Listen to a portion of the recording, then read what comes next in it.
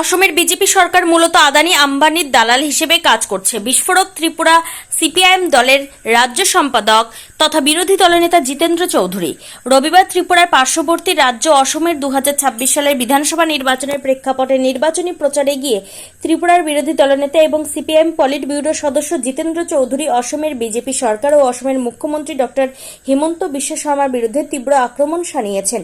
অসমের 44 নম্বর গোড়েশ্বর বিধানসভা কেন্দ্রে বামফ্রন্ট মনোনীত প্রার্থী বাপুরাম বড়োর সমর্থনে আয়োজিত এক বিশাল জনসভায় ত্রিপুরার বিরোধী দলনেতা জিতেন্দ্র চৌধুরী বিজেপি পরিচালিত বর্তমান অসম সরকারকে জনবিরোধী বলে অভিহিত করেছেন। তিনি অভিযোগ করেন যে অসমের মুখ্যমন্ত্রী ডক্টর হিমন্ত বিশ্ব শর্মার নেতৃত্বাধীন এই বিজেপি সরকার অসমের সাধারণ মানুষের স্বার্থের বদলে পুঁজিপতিদের সেবায় নিয়োজিত। জিতেন্দ্র চৌধুরী অত্যন্ত কড়া ভাষায় অসম সরকারকে আক্রমণ করে বলেন, অসমের বর্তমান বিজেপি সরকার মূলত আদানি আম্বানির দালাল হিসেবে কাজ করছে। তার অভিযোগ, অসম প্রাকৃতিক সম্পদে ভরপুর হওয়া সত্ত্বেও বিজেপি পরিচালিত অসম সরকার সেই সম্পদ সাধারণ মানুষের উন্নয়নে ব্যবহার না করে কর্পোরেট সংস্থাগুলোর হাতে তুলে দিচ্ছে। কৃষকদের স্বার্থ রক্ষা না করে অসম সরকার পুঁজিপতিদের জমি পাইয়ে দিতে ব্যস্ত। জিতেন্দ্র চৌধুরী ভোটারদের কাছে আবেদন জানান যে কর্পোরেট তোষণকারী এই অসম সরকারকে ক্ষমতা থেকে সরাতে এবং অসমের সাধারণ মানুষের অধিকার প্রতিষ্ঠায় বামফ্রন্ট প্রার্থীদের জয়ী করা জরুরি।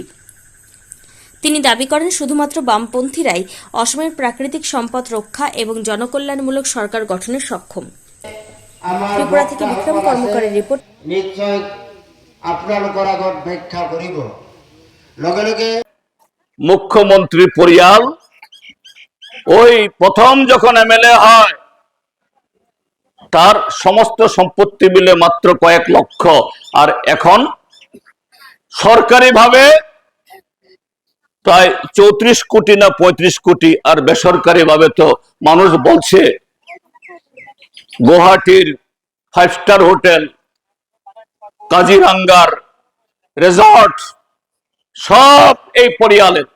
অথচ আসামের বাচ্চাদের এই হলো অবস্থা করে রেখেছে এই সরকার।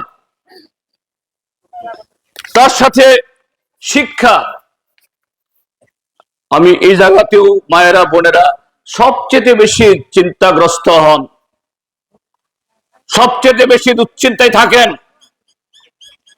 বাচ্চাদের শিক্ষার কারণে। কারণ ঠিক সেরকম যদি শিক্ষা না পায়, শুধু সেই পরিয়াল না, গোটা রাজ্য গোটা দেশের বিকাশ তার উন্নতি হয় না। শিক্ষা মানে শুধু একটা সার্টিফিকেট পাওয়া না, প্রকৃত শিক্ষা, যে শিক্ষার মধ্য দিয়ে সে কাজ পাবে, চাকরি পাবে। সেই জায়গাতেও আসাম ড্রপ আউট, ক্লাস 1-এ ভর্তি হওয়ার পর মেট্রিক পরীক্ষা দেওয়ার আগে ক্লাস 6, 7, 8, 9, 10 এসব জায়গাতে গিয়ে স্কুল ছাড়া হয়ে যায়, স্কুল ছুট হয়ে যায়। হয়তো কারণ মা বাবা এদেরকে চালাতে পারছে না, হয়তো কারণ ঠিকভাবে মাস্টার নাই স্কুলে, ছেলে মেয়েরা মনোযোগী হচ্ছে না, হয়তো কারণ পরিবেশ খারাপ। এখন তো ড্রাগ, নানা ধরনের ড্রাগ এডিক্ট হয়ে মা বাবা শত চেষ্টা করলে স্কুলে যায় না। সেদিক থেকে আসাম হলো সারা দেশের মধ্যে সবচেয়ে বেশি ড্রপ আউট, সবচেয়ে বেশি স্কুল ছুট। ভারতবর্ষের এই 36টা রাজ্য এবং অঙ্গরাজ্যের মধ্যে আসামের নম্বর শেষের দিকে 5 নম্বরে, 36 নম্বরের মধ্যে, অর্থাৎ উপর থেকে ধরলে পরে 31 নম্বরে। তারপর হায়ার এডুকেশন, এখান থেকে ম্যাট্রিক পাস করার পর 12 পাস করার পর কলেজে যাবে, সেখানেও আসামের অবস্থা খুব খারাপ, উচ্চ শিক্ষা গ্রহণ করতে পারে না। কেননা অভাব অনটন সব মিলিয়ে। এইভাবে আসামের অর্থনীতি, আসামের যে সামগ্রিকভাবে আসামের বিকাশ ব্যাহত হচ্ছে।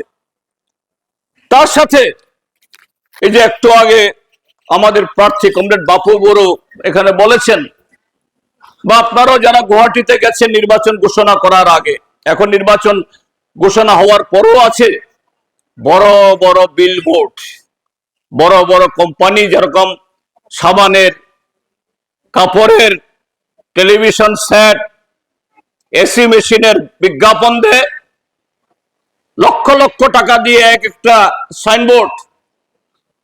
এই নির্বাচন ঘোষণার আগে এইভাবে এই যে কিছু ফ্লাইওভার হয়েছে বা হচ্ছে, এখানে বিশাল বিশাল, গুয়াহাটি শহরে গেলে পরে আর বিল্ডিং দেখা যায় না, শুধু